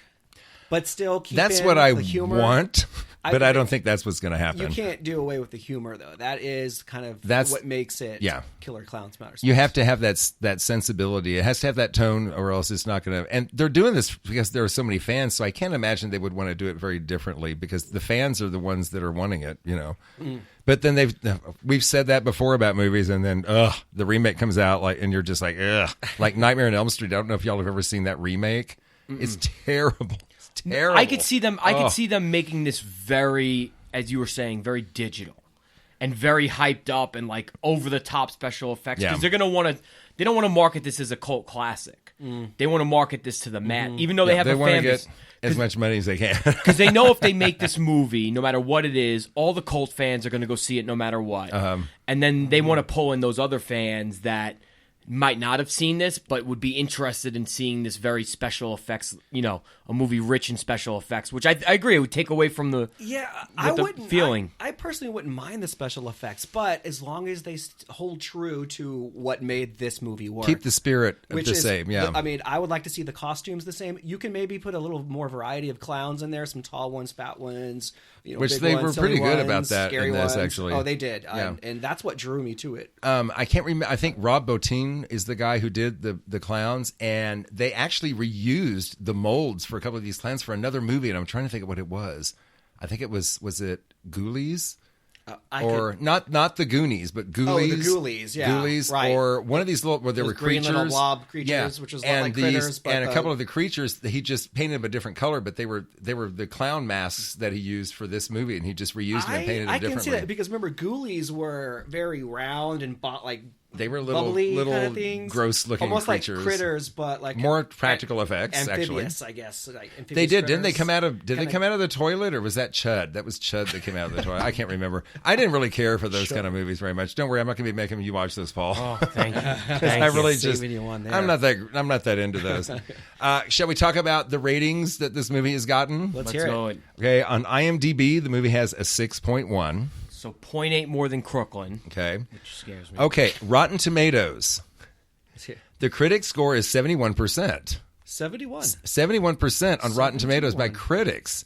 The audience score is 59%. Really? I was really shocked. I truly thought the audience score would be higher than the critic score. Right. I would think those numbers should be flip-flopped. Yeah, I wouldn't. That really surprised me. So the critics, 71%, huh? And yet, the 59% of the people that like it really like it because they're talking about making a sequel now, and it's got this cult following now. It's all these movies end up with cult followings. It's so funny, especially these ones from the 80s. It seems like the most random ones you would think, just bizarre ones, yeah. And that 59. I guess there's probably a lot. I bet you critics get the feel of the movie more, get what they're going for. Where I could see a lot of people who don't get what this is about. Yeah, I'm just surprised because these are people bothering to score it on here, and I'm kind of surprised that more of the fans aren't trying to get that. You know what I mean? Like more fans aren't putting their rating in to get the score to come up. I'm just kind of I was a little surprised by that one. Absolutely. But maybe they're annoyed by Blondie Cop Man like I am too. So he was a little annoying. Oh my God, his frosted tips were just killing me. Every time I see the movie, I'm like, oh, there he is, Surfer Cop. Yay, Surfer Cop. Yeah, they could have had a much cooler hero. Oh, yeah, definitely. A cooler hero. And could have had a smarter boyfriend for the girl, man. Yeah. Oh, man, she's just got bad taste in men, I think. It was a small town. There wasn't really much. Yeah, slim pickings, huh? By the way, question. Thinking of the cast, in the beginning, is that kid with the red glasses, is that the kid from Christmas Story much older? No. It looked just like him. Because he would have been, you're thinking of, 79, 80? No. Christmas Story was in the 80s, wasn't it? Or was it in the 90s? You know what? 80s. Let's look it up real quick. I thought I thought 70s maybe. No, it's not that old. I was thinking early 80s maybe. Okay. I don't even think it's that old. Hang on. Because let's think. Say it was 1980 and he's 12 there. He'd be 20 now. Yeah, it's kind of ballpark. Apparently, I don't know how to type. I'm typing with my left hand. That was the only note I took, and I forgot to mention in the beginning. Because I saw it and I was like, yo, is that the kid? 83. There you go. Okay, so... And his name is Peter Billingsley. That's right. This movie was made in 88. So that would have been 5 years later. If he's 12 in this, then he hit puberty and turned 17. Well, he would be in here. Let's see, but I don't. Christopher Titus. Oh, come on, pull up. I don't think it was him. Because I've seen this movie several times. Okay. I think I would have recognized him. It was just such a big coincidence that he had blonde hair and red glasses. That is a coincidence, I think. Yeah. Okay. Yeah, I don't see him popping up either. One of the clown performers is Jeannie Houdini. Still going through here. Nope. If it was him, he's not credited. No. He would have been. That I thought that was like kind of a little thing. They were just like a little what do they call them? Like throw like those Easter eggs, like an Easter egg, like a cameo performance. Yeah. You have to remember, A Christmas Story was not a hit when it came out, so he wasn't really famous till later for that. Oh, okay. Because it really became a hit when it came on cable. And people started seeing it on cable, and that's when it really hit big. Right. Because at the movies, it didn't do that great. Was it Darren McGavin? Yes, and Melinda Dillon. Yep. And, that movie is priceless. Anyway, anybody else have anything else to say about the Killer Klowns? Well, I was actually just kind of browsing around the internet, and I found it was a you could buy one of the cotton candy cocoons for like a full size one for $300. Are you serious? Yeah. So if you have, so where are you going to put it? I'm thinking just, instead of a Christmas tree this year, I'll just hang it right. Oh yeah, that'd be awesome. That'd be great, man. I'm sure that'll. Oh yes, right up. Yeah. We'll be over for photos. It'll be great. Okay, so anybody, Paul? Anything else? Do you recommend this? Do I recommend this? Ooh. I'm putting it in my category that I typically put your movies in, Jay, and Keith, now you're entering this category. In front of the right person who's into these type of movies, I would recommend it. But I'm not going out of my way to say, yo, you got to see Killer Klowns. This is not a movie that will please the masses, but if you have a campy sense of humor and if you like horror movies, and if this like might have be this, right up your alley. Yep, right up your alley, and right in your wheelhouse. And if you hate clowns, I want you to watch this. The funny thing is, they're not the scary kind of clowns. Those clowns are not scary to me. They're not, and because they look like masks. You know what I mean? They look so fake. It's all just of them fascinating. Have smiles on their face. They're creepy, but they're not scary. If that makes sense. They're kind of gross. That's actually, a good way to put it, Paul. That's a really good way to put it. They're kind of gross, but not really scary. Yeah, they're not really scary. Right. Okay, so that being said, we are going to move on to our final film, and Keith is going to join us for commentary on this because he has seen this film also. The movie is Trick or Treat. Trick or Treat. From 2007, directed by Michael Dougherty, and we're going to listen to the trailer right now. During the spookiest time of the year, there are a few guidelines all ghosts and goblins should follow. Always stay on sidewalks. Never go to a stranger's house. And never go out alone.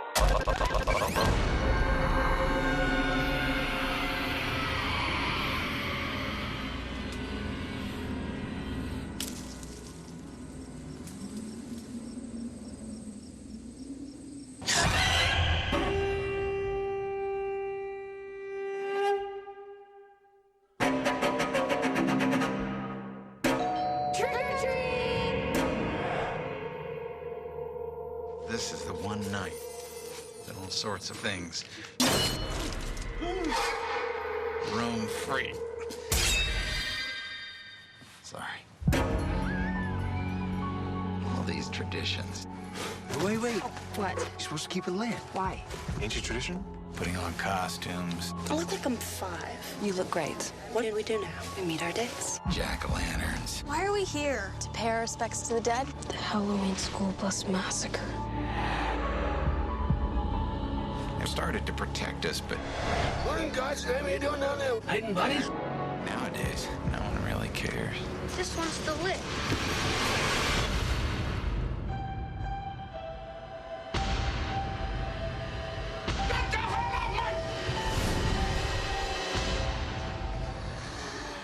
What is that? It's them. Oh my God.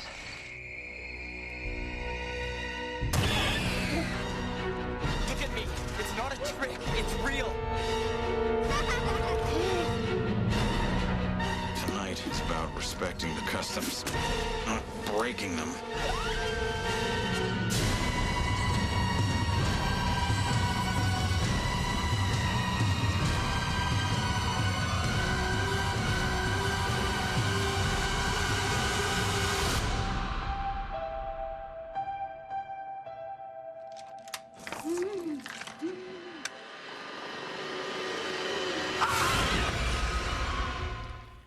And that was a trailer for Trick or Treat. And now we're going to have Keith read us the plot summary. 5 interwoven stories that occur on the same block on the same night. Number 1, a couple finds what happens when they blow a jack-o'-lantern out before midnight. Number 2, a high school principal has a secret life as a serial killer. And number 3, a college virgin might have met the right guy for her. Aww. Number 4, a group of mean teens play a prank that they take too far. Uh-oh. And number 5, a hermit is visited by a special trick or treater. Ooh. Uh-oh. Oh. Dun, dun, dun. I'm quaking already. That was fabulous, Keith. Thank you. Excellent. I've always wanted to use that voice for some reason. So this is not that old. It's only 9 years old. Michael Dougherty who is the man who directed the big hit last year, Krampus. Okay. Of the Christmas. So he's got like a holiday thing going on. Cool. So, and Krampus was great. It was really great. Kind of like Gremlins, kind of that kind of thing. You know, scary but funny. And, you know. Okay, so Trick or Treat, when it came out, I just went bananas for this movie. I am so in love with this movie. There are so many things about this movie that are intriguing to me. It's so cleverly written and filmed. It's kind of like a Quentin Tarantino horror film, the way the time frames keep shifting back and forth. Right. And you keep seeing other characters from other stories in the background of everything, how they all tie together. And there were some so parts cool. that you saw from one person's perspective, Yes. and then later in the movie you see it happen again. Like, oh, it's yeah, I remember so that. smart to me. That's It's so smart. That's how I feel about it. And they keep you on your heels a lot when a lot of the surprises kind of happen. I wasn't like one of them. I kind of predicted like, okay, this is this guy, but most of them I was kind of like really shocked. Like, oh, I didn't know this was going to happen like this. You know, like they really kept you on your toes with a lot of the twists within the movie. Oh yeah. Just a couple of things before we get into the story. Most of the trick or treaters you see on the street, all the kids are playing, you know, doing trick or treat. Those are all little people. Oh, really? Because they couldn't have. They had to film. Kids. You can only use kids for a certain amount of time. They were always filming at night, so they used little people in costumes. Because it wasn't. So a lot of little people. Or... Yeah. A lot of little people got work, and and it worked. Perfect. This shot this in Vancouver, Canada.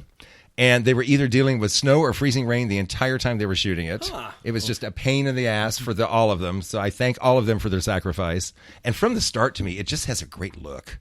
Doesn't it? The colors are so saturated, and it's just a gorgeous looking movie. I think it was filmed so beautifully. And he has a classic Halloween song, like an entrance song, that is still original, if that makes sense. So it has a Halloween feel to it, like a scary feel, but it has its own twist to it. Also. Yeah. I thought the music is great, and you know what? I don't have the person who did the music here, but they were wonderful. I love. Okay, so what I love about this movie is the more you watch it, the more you see and get out of it. Yeah. Like at the beginning when those girls are trying on costumes, and one of them's like, "I ate some bad Mexican," and then later on you realize she really did eat a bad. Like, she ate a Mexican. I did not catch that. God, it's so funny. So about 12 minutes in, we meet Principal Stephen Wilkins, played by Dylan Baker, who is a fantastic actor. Yes. Have either of y'all ever seen the movie Happiness? No, it was not available in my video store because it's the famous director Todd Solondz. Okay, that I've heard about this movie forever and I've never seen it. Well, Dylan Baker plays a pedophile in that movie, and he is the most fascinating, repulsive, intriguing character he's just amazing. He kind of gave me that vibe on this movie here too. He's so creepy. He was like that in Law and Order episode 2. He plays a very that's really? What I remember him from. Yeah, he's good in everything he does. He nails the part. He's good in everything he does. And we also meet early on Anna Paquin playing Little Red Riding Hood, who looks great. As soon as she steps out, And how about that creepy bear kid? When they're changing, you have the kid in the bear costume who's peeking in on them. And those girls, they had some bodies, dude. I knew you were going to enjoy that. Oh man, that was I was thinking like they're in the dressing room, what's going to pop out? Holy cow! Yeah, they were gorgeous. Yeah. And she keeps telling her, just be yourself. Yeah. Just be yourself. I mean, we'll find out what happens to her later.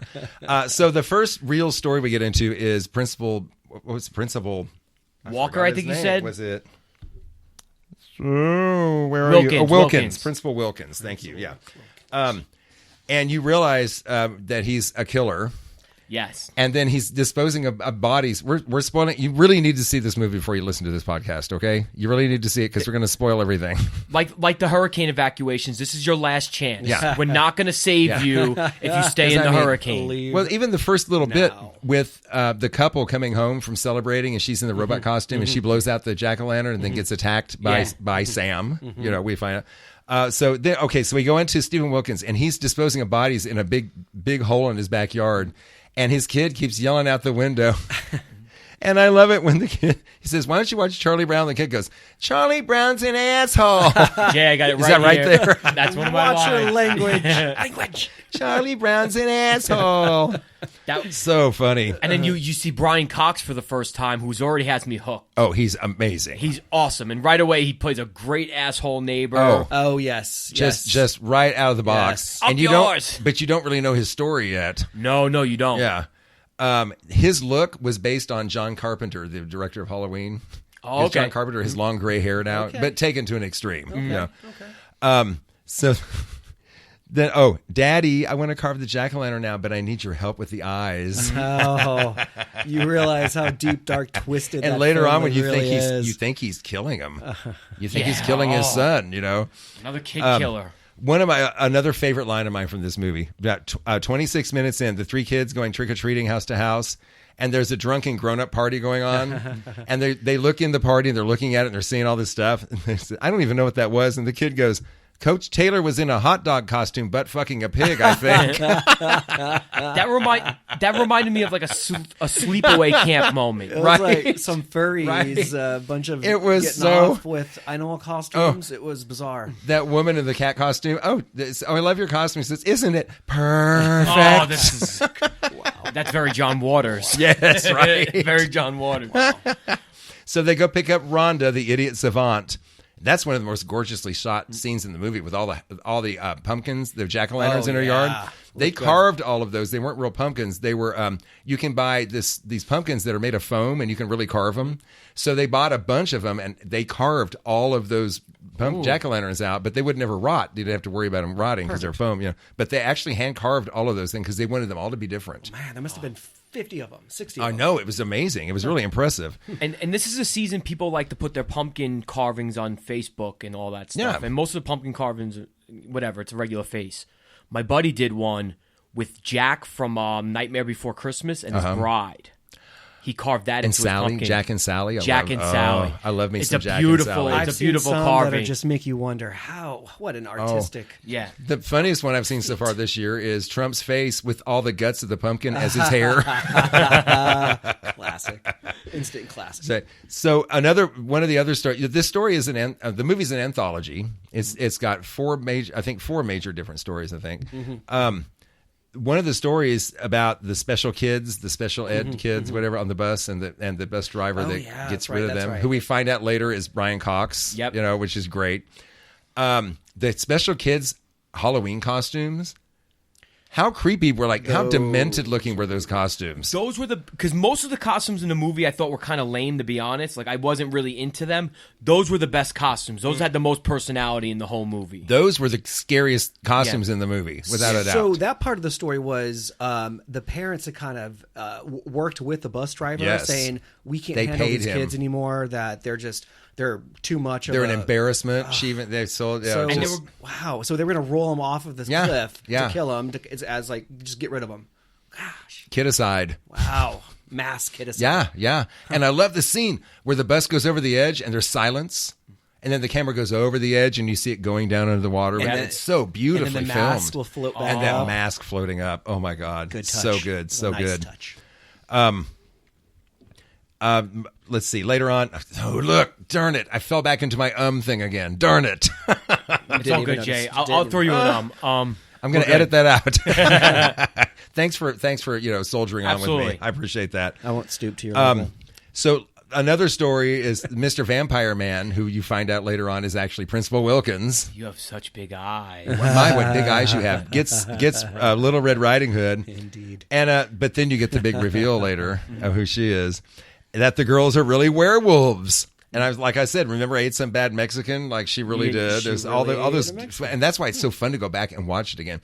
And then when Anna Paquin begins the changeover into the werewolf, and she looks back at him, my, what big eyes you have, and it's so, and he is so good in that scene. He's so pitiful, and you're so happy he's getting hurt.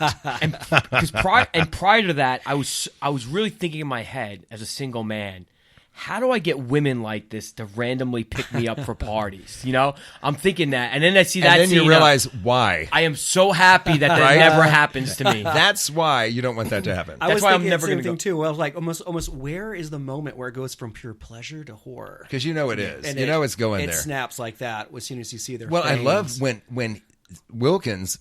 It looks like he falls out of a tree, but he's wrapped in Red Riding Hood's hood and cape, and you think it's her. Like, oh my God, it's her. And then they open up and it's him. And then when she comes walking up and her sister goes, "You're late." I just love the tone because you're thinking, oh my God, she almost got killed. No, she didn't. He bit me. Okay. Well, you want a drink? Sure. No big deal. Sure. I just love it. And right after they attack all the men they brought, which includes Coach Taylor in the hot dog costume. Did you see him get rolled over? I didn't the hot notice dog that. costume. Really? He's there too. So a little, they got to the party. Yeah, a little inclusion there. Got him. It goes to one of the most beautiful segues in the movie ever. The camera pans over and Sam is sitting on a log watching the whole thing. And then it turns from his head to the moon. It just it transforms into the moon. It's a beautiful segue. It's gorgeous. Another really nice touch. Yeah, done well. Did you notice that Brian Cox is the old man? His dog was named Spite, not Spike. Yes, His I dog did was know named that. Spite. Well, I had to watch this movie as my wife and 2-year-old daughter were asleep, so I had to. Asleep. Sorry, no, they weren't in the room. Somewhere else. They were asleep, but so I had to have the subtitles on, and I like keeping the subtitles on because I can read things that I can't hear anyway. And I did see we do that a lot too. Spite was the name of the dog. Which isn't that great? Spite. See, that's what I did too. I put the subtitles on it, and that's what you catch stuff like that I don't normally catch. You know? I did not catch at all. In fact, I was saying that's the name they use for the dog, Spike. Come on, you can't come up with something better. No, it's Spite. Isn't that cool? Oh, that's cool. The scene where he walks out on his front porch and sees all those jack-o'-lanterns in his yard. Very beautiful. That's beautiful. Oh, it was so beautiful. But at the same time, for him, I mean, heart's got to drop. Oh yeah, he's like, what is going on here? But that's not who he had to worry about, is it? So the character Sam, I just want to share a little bit here, is derived from some. It looks like Sam Hain, how it's spelled, Samhain, but it's really pronounced Samhain. The ancient Celtic festival of the dead from which modern day Halloween is derived. Okay. I'm reading, obviously, I'm not making this up, I'm reading it. Despite having been portrayed as such in this film and several other works, Samhain or Samhain is not a deity or other personage of ancient Celtic polytheism. It is only the name of the celebration. However, the idea of either a deity or personage dates back to at least the late 1st century, largely thanks to an Irish bishop. This is getting really boring. Sorry, Dry. And anyway, that's where the name came from. So that's how they named Sam, which is funny to me because he's famous now in horror circles as being known as Sam. But in the movie, they don't really call him Sam. I was wondering where you got his name from. Yeah, you have to know background on it to know that it was Sam. The only reason why I knew again is because I had my subtitles on, and it would tell you the name of the person before everything they said. So it said Sam. Oh, okay. Okay. Well, I have a little Sam doll that I'm going to have in a picture, but I have to play.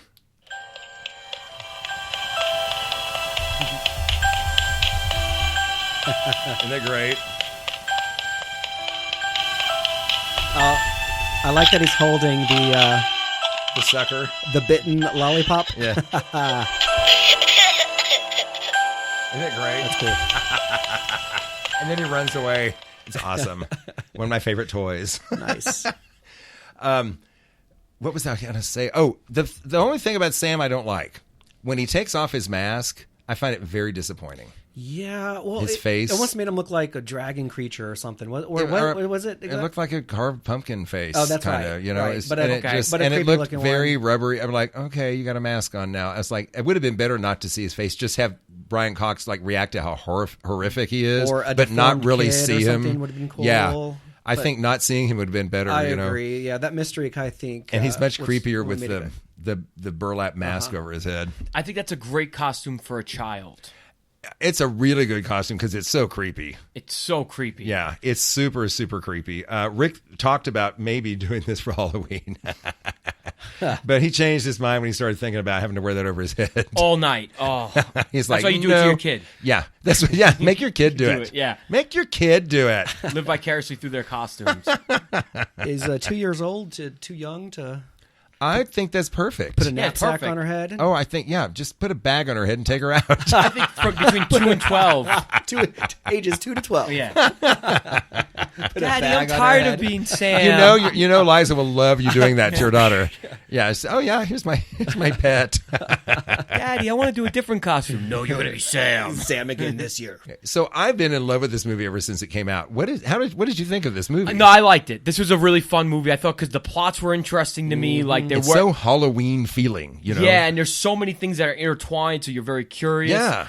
It was gory at times, but not super gory. Right. But so I had to, and I was telling you earlier, the only scene I really had to turn my head, and I wouldn't, was the werewolf scene. Because I had to see which girls took off their tops. So I stuck through that, but I suffered through it. And I apologize that you didn't get to see very many. Sorry. No, there's one. There's one, and What about the scene where the principal had fed the fat boy? Oh, and the kid, and he kept throwing up and throwing up, and it looked like he was barfing his organs out at one point. Yeah, whatever he ate, like completely. They had a hose on the other side of his head, just pouring stuff out through that thing. Yeah, and at first I thought it was chocolate. I really did think it was chocolate, and then when he comes out, the principal with blood on his shirt, I don't know if that was intentional or not, but I thought that was a totally great intentional. twist. Oh yeah, totally intentional. Okay, so you're supposed to think it's chocolate. At first. Okay, and then you see, oh no, this kid's throwing up blood. Yeah, he's dead. Yeah. He's dead. Child side again. Yes, childicide. Because Charlie Brown's an asshole. Charlie Brown's an asshole. If you learn anything from this tonight. I know, right? That's what you need to know. Oh, we had to set it and forget it. Remember that infomercial? No. Remember that? So the infomercial that he was playing, remember when Brian Cox is going through the channels and he goes back to the infomercial because he didn't want to watch anything else? That was a cult infomercial. That was a real... Oh, yeah. It was Set it and forget it? What is it? It was a cooking thing? It cooked chickens and all these different things and had a heater on top. And it used to be everywhere for like a year or two. And the line was, set it and then everyone would respond, forget it. And it was huge. It was everywhere. And then they stopped selling it. Like all of a sudden you didn't hear from them anymore. But they made a real big push in the infomercial market. Wow. And the thing, I forgot what it was called, but you knew it as a set it and forget it. Too funny. Yeah. I did not catch that. I usually catch stuff like that, but I guess because I didn't recognize it. Yeah. Okay, well, let's talk IMDb and Rotten Tomatoes. IMDb gives it a 6.8. Rotten Tomatoes critics 86%. Excellent. I think that's about accurate. Yeah. Audience 71%. I'm a little surprised. Yeah, a little surprised, but that's not bad. That's not going to take me down too far on my scores that you are tallying, is it? Yeah. So this is interesting because it's right there. IMDb thinks it's right there with Crooklyn. Mm-hmm. The critics. Oh, that's right. The critics like this more than Crooklyn. Remember that? I remember numbers. Mm-hmm. And the audience crushed them on Crooklyn. Rain Man. Yeah, I'm the idiot savant of the group. What was Crooklyn's numbers? 6.9 for IMDb. Do I have it here? The audience was 90%. Audience, the crowd's at 90%. Huh? Yeah, Crooklyn it was 90%. Oh. Memory's amazing, Yeah. Paul. Impressive. And then I don't know what the critics. I think the critics you said was like 70 something. Now I want to see if I got it. If I nailed it. I don't know where I put it. Okay, I think it was like 71%. Hang on, I'm going to grab it. Okay, It's over here in the recycle bin, I bet. But it was really, Crooklyn was right there with IMDb, 6.8 and 6.9. Here it is. Jay, did I nail it? Let's see. Oh, yes. Moment of truth. I'm guessing you did because, you're good at this. Let's see. IMDb, 6.9. Rotten Tomatoes, critics, 76. Audience, 90. So I was within 5 on the Not critics. bad. Not bad, though.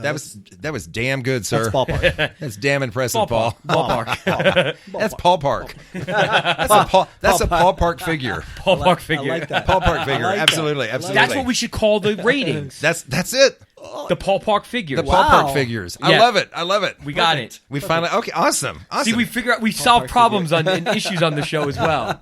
Inspiration. It strikes when you least expect it. I'm glad I could be here for that. Awesome. It's really emotional for me now. I'm really happy. It's like a birth on our own show. Okay, well, this is definitely a treasure for me.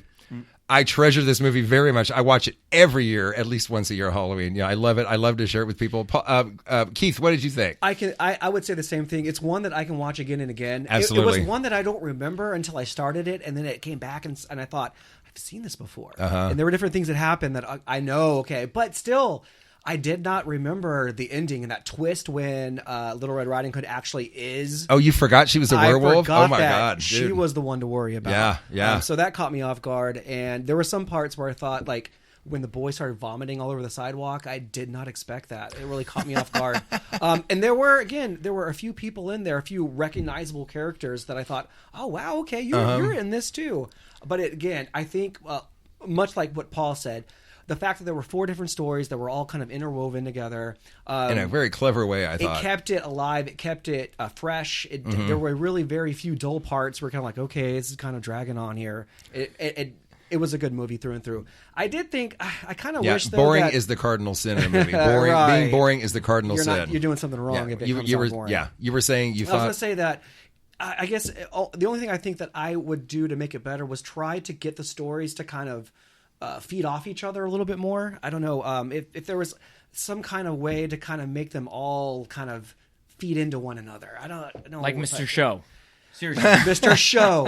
One of my favorite comedies. Yes. Where everything intertwines, like where it runs into another. Like when that's amazing Paul. when how they do that. Exactly what I meant. That is amazing how they do that. And that's what made their show just I felt like they kind of did in this, in a way. In some ways. But see, the more you watch it, the more you see different things that are being it's like, that's the thing he picked up in the, and that's the kid, like at the beginning when they're showing a kid dragging the bag of candy down the street and stuff, everything ties in together. I probably need to see it a third time to I'm telling you, every time I see it, more. I see something. You're right. You're exactly right. I can watch it again and think, I take back all the words I just said because, holy cow, I didn't realize that this happened and that it's this film is a never-ending blooming flower. Kind of just like more petals coming out every moment. Kind of like The Big Lebowski. It's one of those movies. Oh man, you can watch it 10 times. I know, and right? Still see things. That's another movie I've never seen The Big Lebowski. Oh, no, I'm kidding. I have. I just wanted to get you really excited, Jay. Jerk. I just wanted to get you really excited. I love The Big Lebowski. I think I just wet myself. That would have been an amazing episode. I would have loved to introduce you to that movie, man. Oh, by the way, Nomads Monday Night is doing an outdoor viewing of The Big Lebowski. Big Lebowski, really? Yes, but that's another one that's now such a big cult classic. I can't imagine how many people will be there for that. It might be super crowded. Yeah, I don't know. But just put on your radar for those of you who. Well, it's a block from my house, so it's easy to walk home Very if it's easy. too crowded. Yep, done. Awesome. Okay, well, I guess that's about it. You didn't ask me if I would recommend it. I'm so sorry. Yeah, You're right. I'm sorry. So I'm so enamored of our special guest. I forgot about you.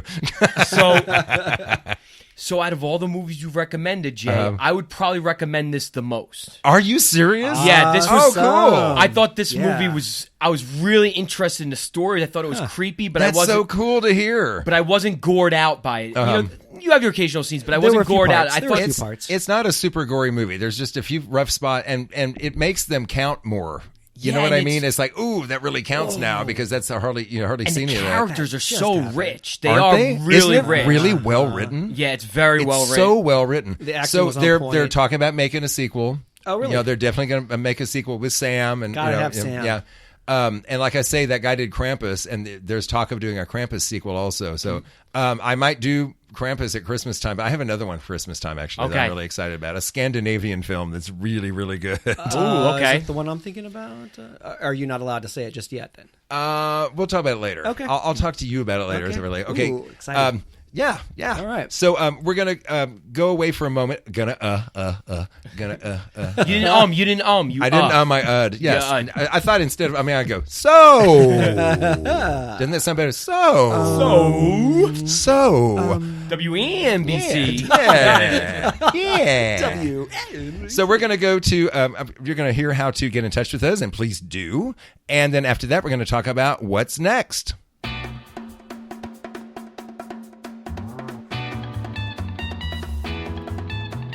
Visit our website at haveyouseenthis1.com. Email us at haveyouseenthis1@gmail.com. Follow us on Instagram at haveyouseenthis1. Like us on Facebook and follow us on Twitter at haveyouseenthis1. That's spelled DIS, the number 1. We'd love to hear what you think of the show, and we're also looking for treasure or torture movie suggestions. So that's how to get in touch with us, folks. And please do go to iTunes, please, and subscribe to us and rate us and let us know what you think. You can, well, anyway, I already said how to get in touch with us. Sorry. Yeah. Let's be repetitive. I do want to talk about what's coming up. First of all, our friend Melissa McDowell, who I talked about, she's got to check out her blog, Eat the World in 52 Weeks at eat52weeks.com.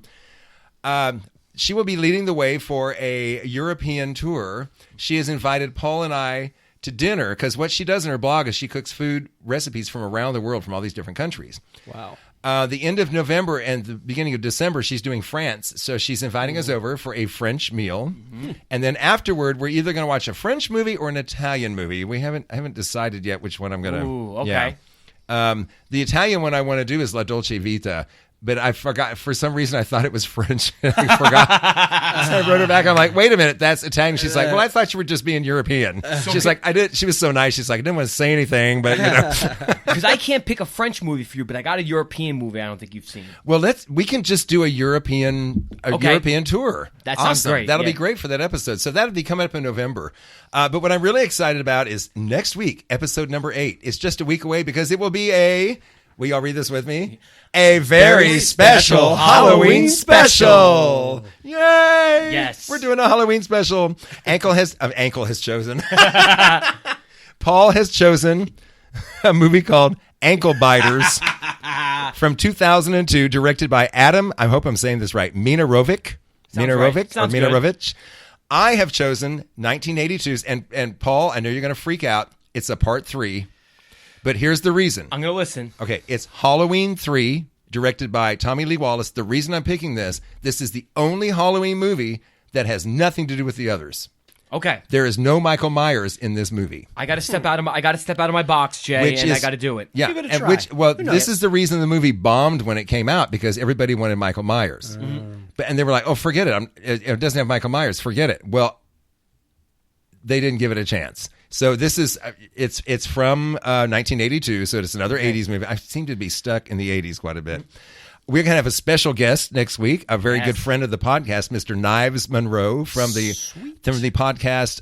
It's called Outer Heaven, the Knives Monroe podcast. That's heaven spelled Haeven. He spells it that way. He'll be joining us, and his choice for us to watch is the 2015 film The Babadook, directed by Jennifer Kent. Yes. Paul, you better have a therapy session lined up for after this. Have you not seen that, Paul? Oh, man. Oh, no, I have not. No, most of these movies I have not seen. And I am not talking about gore. I'm just saying, lights on. Yeah, this movie, you're going to need therapy after. This one is... What, you don't think Ankle Biters is going to do that to you guys? I may actually... Okay, I'm going to go ahead and say I watched the trailer for Ankle Biters, and I already hate you. What, 3 feet tall, 2-inch fangs, thirst for blood? And the trailer looks like it cost about 49 cents. That's being very generous, Jay. This movie is not what you would call a Lux production.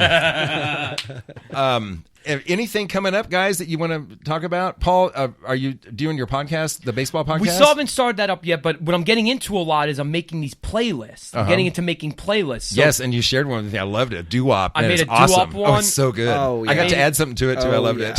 I made a modern R&B, so if you find me on Spotify, follow me, and I got a bunch of playlists. So that's how I'm going to make my first million, Jay, is off my Spotify playlist. That's my goal. I can see you being very successful with that. You have an excellent We're going to get rich off that, just like you getting rich off this podcast. Yeah, by the way, where's my check, Jay? I've been wondering about that. Yeah, that just we'll talk about that later. Okay. I forgot. I was going to read a very nice comment that Melissa McDowell, the one that's going to cook for us, awesome. She left a really nice comment about our podcast, and saying something like, "Oh, I feel really bad that I didn't write it down now, so I can't pull it up and share it with you." But she said something really nice, something about how she felt the same way that you would about one of the movies we were talking about. Oh, awesome. And she was saying in the message saying, maybe sometime we can do a dinner and then do a movie and talk, dinner and movie. Yeah. And I'm like, that's when we started messaging to say, let's do this. It'll be fun. Excellent. Yeah. And, man, I can't wait because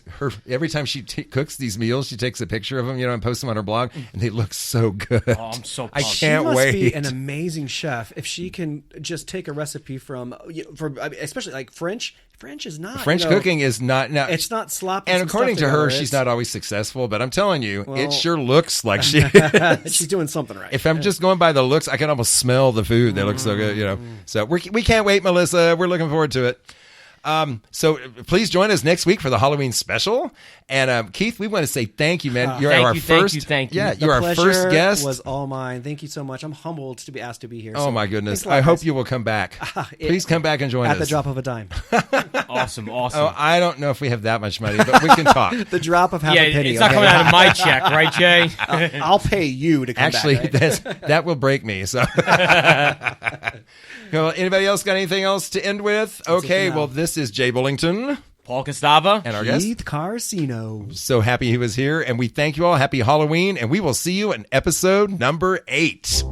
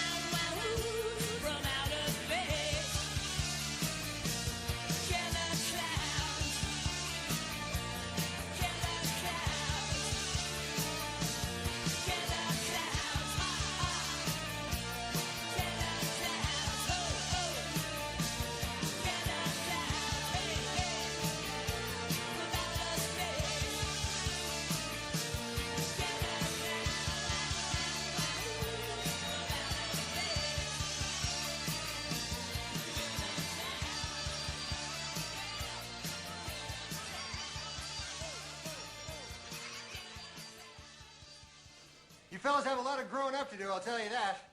Ridiculous. Completely ridiculous.